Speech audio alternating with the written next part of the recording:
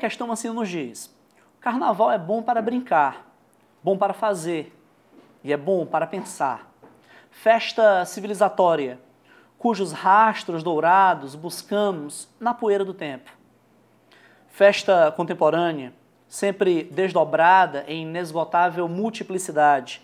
Salve Sua Majestade o Carnaval. Quando brincamos, colocamo-nos sob sua subversiva égide, que tudo descentra. Se o fazemos, nos engajamos em seu febril vórtice festivo, para tudo se acabar em cinzas na quarta-feira e logo, quase sorrateiramente, retornar, renovando gradualmente forças até o novo anúncio, em alto e bom som, da incomparável graça do aqui e do agora.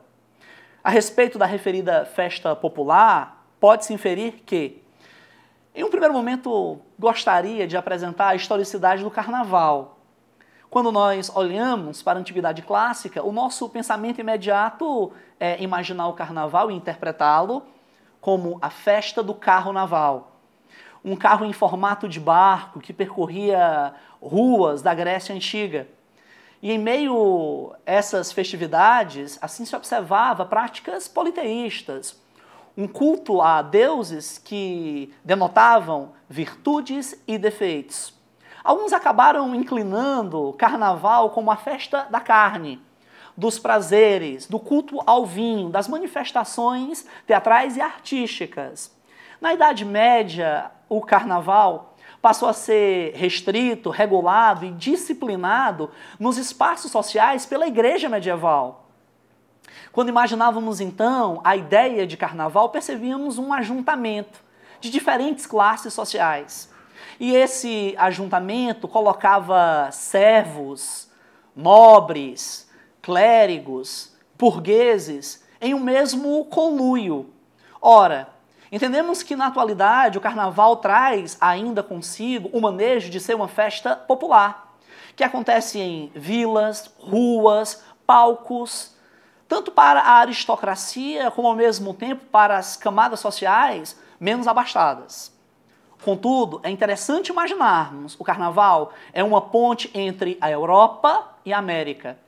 O carnaval que mistura, une, também pode diferenciar.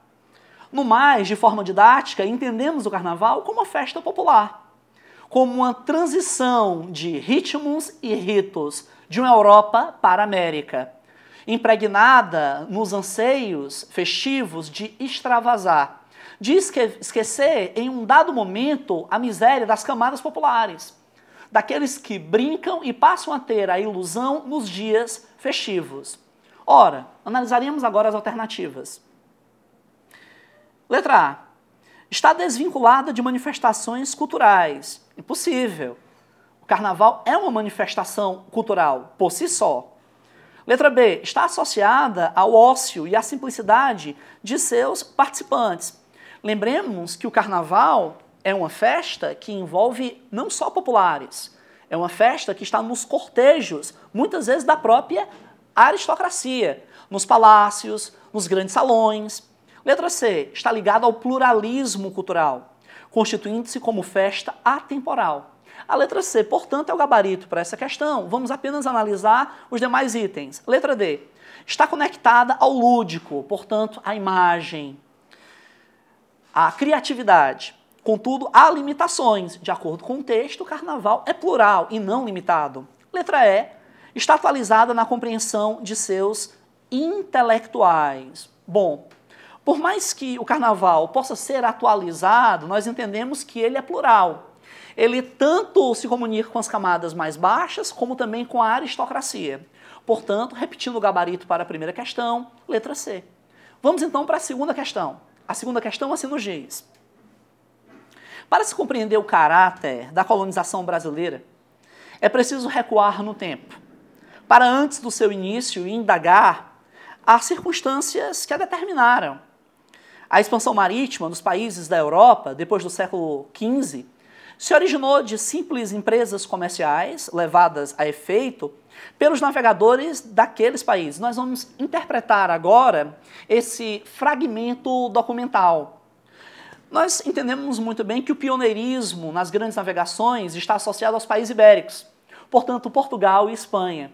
E a conjugação de fatores passa necessariamente pela posição geográfica, pela utilização de tecnologias, mas ao mesmo tempo pela busca de matéria-prima, novos mercados, rotas alternativas e uma forte associação religiosa. O interesse de estados absolutistas, mercantilistas e, por que não dizer, católicos, também na expansão da fé cristã. Ora, quando nós imaginamos esse período de expansão marítima, nós entendemos a invenção do Brasil.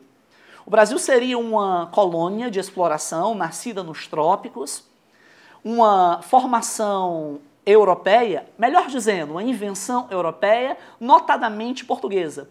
E o Brasil seria um dispositivo de complementaridade. Portanto, o Brasil deveria complementar a economia europeia no fornecimento de produtos tropicais.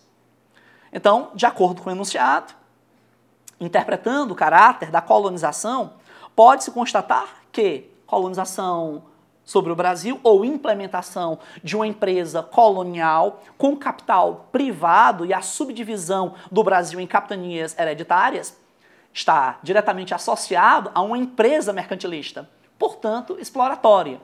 A letra A se nos diz: a compreensão do processo colonizador passa a ter sentido a partir da realidade atual.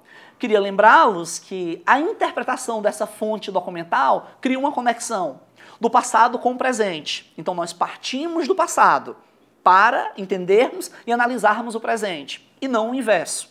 Portanto, a letra A é inválida. Letra B. O entendimento da empresa colonial torna-se impreciso frente às circunstâncias de seu passado. A letra B também é um equívoco, já que partimos do passado para analisarmos e desconstruirmos o presente, para entendermos a realidade econômica das colônias e, muito fortemente, do Brasil. Letra C. A conjuntura sobre a formação do caráter colonial se fundamenta no binômio descoberta e colonização. Descoberta enquanto ato que oficializa um processo de conquista. Uma vez oficializado a descoberta ou conquista do Brasil, seria implementado uma empresa de povoamento e exploração. Portanto, a colonização iria se desenvolver e ser efetivada. A letra C, portanto, seria o gabarito para essa questão. Por desencargo de consciência, analisaremos os demais itens. Na letra D, a discordância sobre a colonização por exploração, ou ainda reside na formação como a expansão marítima nos alcançou. Ora, lembremos que o Brasil, notadamente, foi uma colônia de exploração. E essa colônia de exploração, ela é despertada 30 anos após a descoberta ter sido oficializada. Então, a descoberta do Brasil, tradicionalmente, pauta-se em 1500 com a Esquadra de Cabral. Mas o início do processo exploratório é posterior, 3 décadas após a descoberta ter sido oficializada. Portanto, a letra D também está desconstruída. Na letra E, para finalizarmos, a criação de uma lógica mercantilista é meramente circunstancial. Cuidado. O termo meramente invalida, portanto, a assertiva. O gabarito, portanto, para essa questão, letra C. Podemos passar para a terceira questão agora, ainda analisando essas fontes documentais que representam uma tendência tão importante para o exame nacional do ensino médio, e eu diria inclusive para as demais provas nacionais. A terceira questão assim nos diz: durante quase todo o século XIX, poucas mudanças puderam ser vistas com relação à vida das mulheres. Vocês sabem que é uma tendência. A análise do papel da mulher na sociedade contemporânea, nos séculos anteriores, um olhar inclusivo que envolve sociologia, comportamento, reflexão sobre tradições, história.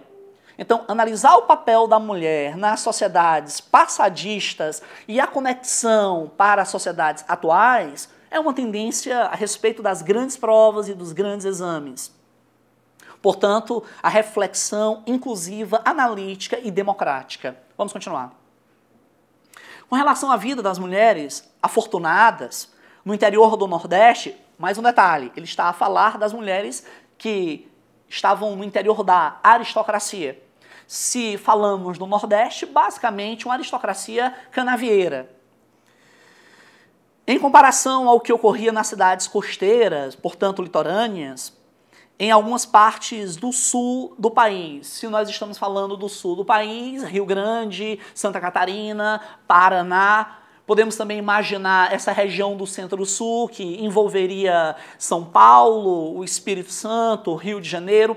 Lembremos que o posicionamento das mulheres no sul do país teria uma tendência a uma maior sofisticação no que concerne aos ritos de uma atividade comercial, ou ainda na relocação de recursos agrícolas advindos da lavoura do café para a potencialização do comércio. Entendemos que o mundo do açúcar tem um time limitado quanto ao crescimento econômico do século XVI a idos do século XVIII. No século XIX, perde força o açúcar e ganha força o café. E o café vai vivenciando uma experiência de internacionalização.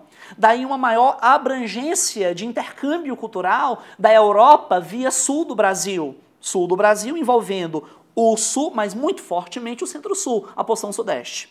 Continuemos, pois, então. De fato, no sertão, como tendência, as mulheres ainda se casavam bem jovens e com maridos de mais idade. Determinados pela família, vestiam-se de maneira mais simples que as mulheres da elite costeira. Mantinham os cabelos longos, brilhantes, com óleo de babaçu e rapidamente ficavam obesas. Mesmo as famílias ricas que tinham casa na cidade ocupavam-na em geral apenas durante as festividades da Semana Santa e do fim do ano.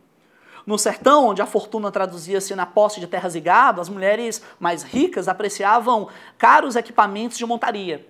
A respeito da cultura familiar na sociedade brasileira do século XIX, mais precisamente a condição da mulher nordestina, pode-se afirmar que, vocês perceberam uma diferença clara, a mulher do sertão e a mulher do litoral. A mulher do litoral, ela teria um contato com a cultura europeia mais sofisticada, pelo intenso intercâmbio que poderia acontecer. A mulher do sertão talvez passasse, do sertão e dos interiores do Brasil de uma maneira geral, um tempo de maior afastamento ante o contato direto com essa cultura. Bom, a letra A nos diz: as transformações foram consistentes e acompanharam um ciclo de crescimento econômico. Cuidado! A mulher nordestina ela não vive essas transformações consistentes, de acordo com o texto que estamos analisando e interpretando. Letra B. As mudanças sociais se desenvolviam de forma equânime. Outro erro, não existe essa transformação equilibrada entre o Nordeste e o Sul. Letra C. As alianças matrimoniais eram realizadas fora do eixo patriarcal. Vamos lembrar que a sociedade era patriarcal, patrilinear, rural, escravista. Então essa sociedade do mundo do açúcar do século XVI ao século XIX é uma sociedade endogâmica, onde os casamentos inclusive só aconteciam no mesmo grupo social, no mesmo habitat social. Repetindo de maneira didática, a sociedade do mundo do açúcar é uma sociedade rural, escravista, católica e endogâmica. Bom, letra D. As vestimentas eram símbolos de status, o que aproximava as mulheres nordestinas das sulistas. O texto fala de um distanciamento e não uma aproximação. Letra E. As festas tradicionais eram seguidas pelas famílias que detinham riquezas materiais, significando diferenciação social. Interessante. Tanto no Sul, como ao mesmo tempo no Nordeste, o diferencial das relações de status e poder passavam necessariamente por festividades, onde as festividades e vestimentas eram símbolos de poder. Portanto, o gabarito para a terceira questão, letra E.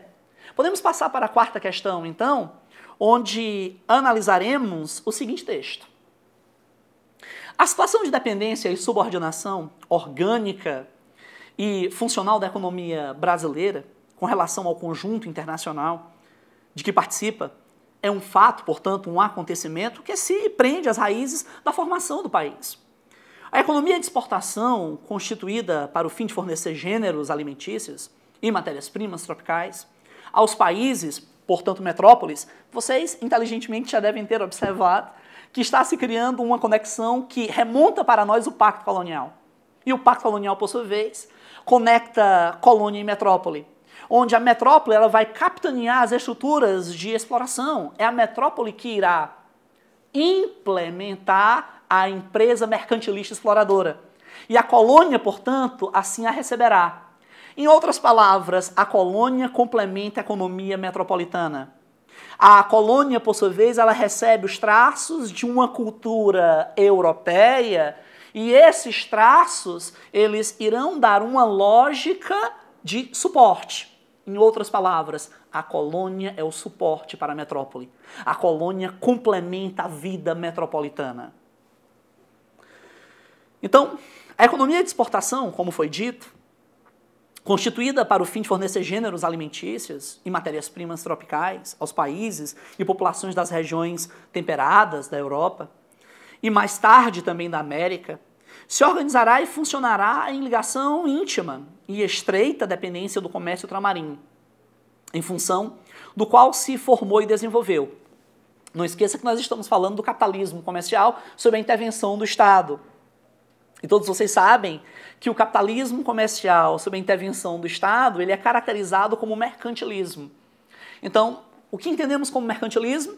Capitalismo comercial, sob a intervenção do Estado, reunindo algumas práticas econômicas que passavam pela balança comercial favorável, o metalismo, o protecionismo, o intervencionismo, que é exatamente o dirigismo econômico.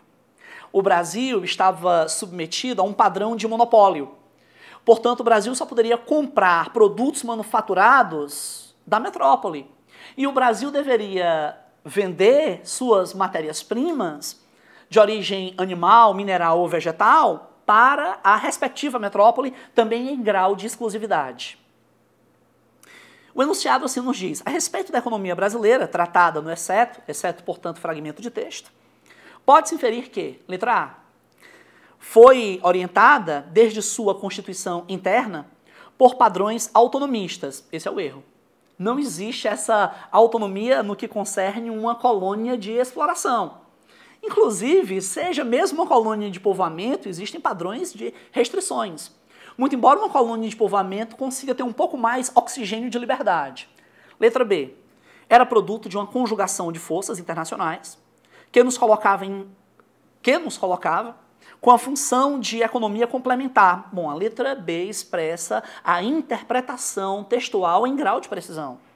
Afinal de contas, a colônia era um dispositivo de economia complementar, que vivia a expressão de uma empresa mercantilista. E aqui no Brasil, como bem vocês sabem, os donatários, eles eram os captadores de recursos privados para a implementação dessa empresa. Brasil dividido em capitanias hereditárias. Logo, essas capitanias seriam apoiadas por um governo geral, que daria apoio militar, administrativo e financeiro. Duas importantes capitanias chegaram a prosperar: Pernambuco e São Vicente.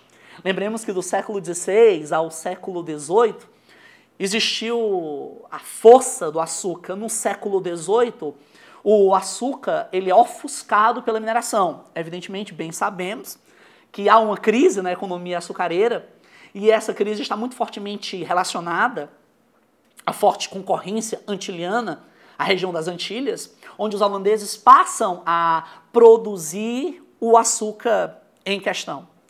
Bom, a letra B, portanto, gabarito para essa questão. Nós avançamos para a letra C. E aí a letra C nos diz: estava organizada nas raízes formadoras de nossa identidade colonial, que sugeria fortes restrições ao comércio ultramarinho. Importante lembrarmos, quem implementava as restrições era a metrópole para com a colônia, e não a colônia por si só. E um outro detalhe: a questão está querendo uma interpretação, e a interpretação fidedigna conserva a alternativa B. A letra D nos diz: associou várias potências mercantilistas na construção de uma herança colonial, base para o industrialismo. Muito cuidado, nem todas as metrópoles alcançaram um padrão industrialista. Lembremos que a vanguarda do industrialismo passa necessariamente por ingleses, franceses, belgas. Letra E. foi a expressão de seu tempo, mantendo-se em neutralidade. O termo neutralidade invalida, portanto, o presente item. Gabarito para essa questão, confirmamos, portanto, a letra B. Podemos prosseguir, portanto, para a quinta questão. E na quinta questão, nós iremos analisar a competência 1, habilidade 2. Lembremos que no primeiro processo, da questão 1 à questão 4, nós interpretamos fontes históricas, documentais.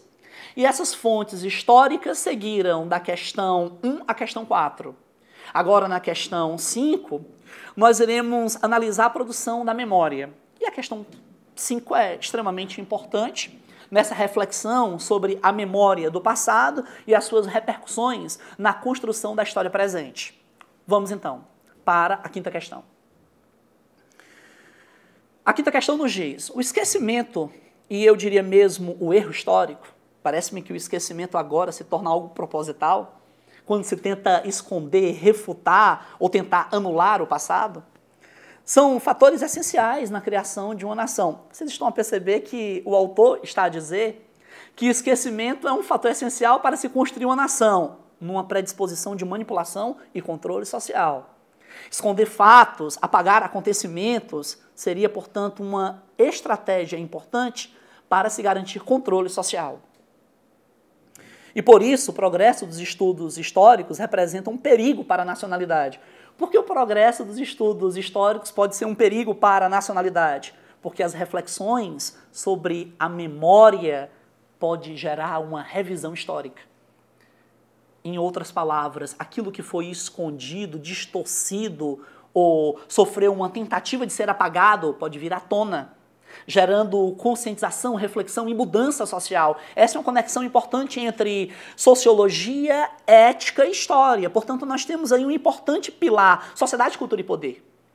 Então, continuemos o texto. O nacionalista Ernest Renan queria que, em nome da unidade francesa, os cidadãos de seu país esquecessem as matanças do Midi no século XIII. E o massacre de protestantes na noite de São Bartolomeu, em 1572. O nosso problema é o oposto. O nosso problema com relação ao Brasil, a história do Brasil em questão. Vocês perceberam que havia um desejo de se apagar fatos do passado, acontecimentos do passado, para se criar uma estrutura de controle social. Nosso problema é o oposto, são as revisões políticas de 64. Estamos a nos remeter ao golpe civil-militar de 64. Expressas nas simétricas e patéticas Marcha da Família e Marcha Antifascista, que representam um perigo, não para a nacionalidade, mas para a convivência democrática. Por que um perigo para a convivência democrática? Se o golpe civil-militar de 64 não for analisado de maneira reflexiva, se ele não for desconstruído, corre-se um grande risco de vivermos a mesmice. Em outras palavras, a cidadania, essa relação que envolve direitos e deveres, do homem para com o Estado e, ao mesmo tempo, dos nossos representantes para com a população, e isso ser adulterado, esquecido ou burlado. O enunciado da questão, portanto. Analisando o fragmento de texto, na produção da memória, pode-se inferir que, letra A, a reflexão sobre a memória pode nos levar a uma revisão da história política. É exatamente isso. Quando revisamos a memória, quando impedimos que acontecimentos passadistas sejam esquecidos, quando trazemos à tona esses acontecimentos e os desconstruímos sob a luz da história, da sociologia ou da filosofia, esses acontecimentos eles geram aprendizado, se estabelece uma pedagogia proativa para transformar sociedades e gerações futuras de brasileiros. A letra A, portanto, é o gabarito para essa questão. É a que melhor serve à interpretação do fragmento. Vamos analisar os demais itens. Letra B. A lembrança política é fato essencial na cidadania. Bom, a lembrança é importante, mas a lembrança precisa ser analisada, refletida, desconstruída. Pois a lembrança ela pode apenas gerar estruturas de controle social e político. Letra C. A construção da memória se torna eficaz na recuperação do passado, não necessariamente, já que a lembrança e a memória podem ser burladas. Há uma necessidade de revisão, como a letra A assim nos disse. Letra D. A simulação da vida política contribui para a construção da história? Não necessariamente. O passado pode ser simulado de forma errônea, com teor de manipulação, sem reflexão, numa perspectiva narrativa, teológica, meramente tradicional. Letra E. O acontecimento, enquanto fato, está associado à memória do passado. A letra E até aparenta ser coerente, mas ela não traz nenhum dispositivo crítico analítico, como observamos no texto. Portanto, gabarito para a quinta questão, letra A.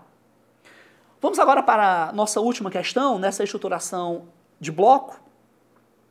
E aí a última questão é a questão 6. Nós iremos analisar a competência 1, habilidade 3, onde iremos associar manifestações culturais do presente aos seus processos históricos. E dessas manifestações nós retornamos ao carnaval. Interessante como o Exame Nacional do Ensino Médio trabalha esse tema com um grande valor. As manifestações, os costumes, as tradições, a relação entre o profano e o sagrado, as restrições. Vamos analisar, portanto. Essa antiga festa europeia chegou ao Brasil. Já percebe a relação de transporte da Europa para o Brasil. Via Península Ibérica, portanto, Portugal e Espanha. E a cidade do Rio de Janeiro que foi capital a partir do século XVIII, mais precisamente a década de 60 do século XVIII, no contexto da mineração, e no primeiro quartel do século XX como uma disseminadora dos folguedos carnavalescos país afora. Nessa cidade, a folia se iniciou no século XIX com o intrudo, com os arremessos de baldes d'água, limões de cheiro, pastelões entre brincantes pelas ruas da cidade. Interessante, o carnaval acabou sendo rotulado na atualidade, inclusive na atualidade, fins de século XX, com uma estrutura mercantil, empresarial, sofisticada, que envolve a transmissão de grandes recursos lucrativos. Na segunda metade desse mesmo século, os festejos se transformam com a chegada do chamado Grande Carnaval. Os bailes e as grandes sociedades, espelhados nos carnavais das cidades europeias de Nice, Veneza e Paris. Nas primeiras décadas do século XX, ganhou força e forma o chamado Carnaval Popular, que encontrou nas escolas de samba onde suas formas mais expressivas. Bom, nós vamos analisar agora o enunciado. E analisando o enunciado, nós temos a seguinte expressão. O carnaval, enquanto manifestação cultural contemporânea, tem suas raízes associadas. Se ele está relacionando raízes, mais uma vez, a conexão da cultura europeia com o Brasil. E a partir da histórica cidade do Rio de Janeiro. Letra A. A expressão cultural de nosso povo, que se revela em originalidade e vanguarda. Muito cuidado. A relação carnavalesca ela é transportada da Europa para o Brasil e muito fortemente associada à capital, Rio de Janeiro. Portanto, essa ideia de originalidade e vanguarda, esses dois termos, comprometem esse item, promovendo uma negação. Letra B. A folia carnavalesca urbana, ligada aos blocos populares e distanciada do lazer, outro erro. O carnaval ele tanto relaciona-se às camadas populares, como também à aristocracia. Portanto, a letra B também estaria em nulidade. Letra C. A cerimônia do ritmo e da musicalidade, de símbolos populares a espaços sofisticados, das metrópoles para as colônias. Eu diria que a letra C é politicamente correta, já que ela faz essa alusão das camadas mais baixas para as elites, criando um elemento de unidade em meio à interpretação textual. Letra C, portanto, gabarito para essa questão. A letra D, a construção de um tempo de igualdades entre foliões, estados e países. Cuidado, o texto não fala de igualdade entre países ou estados. O texto sugere a possibilidade de uma igualdade em meio aos partícipes da manifestação carnavalesca. E a letra E, a exaltação dos elementos que compunham as brincadeiras populares, perdidas na construção das escolas. Cuidado, perdidas, o termo que envolve perda da nulidade, a letra E. Nós ficamos, portanto, aqui na análise desse bloco de 6 questões. Até a próxima.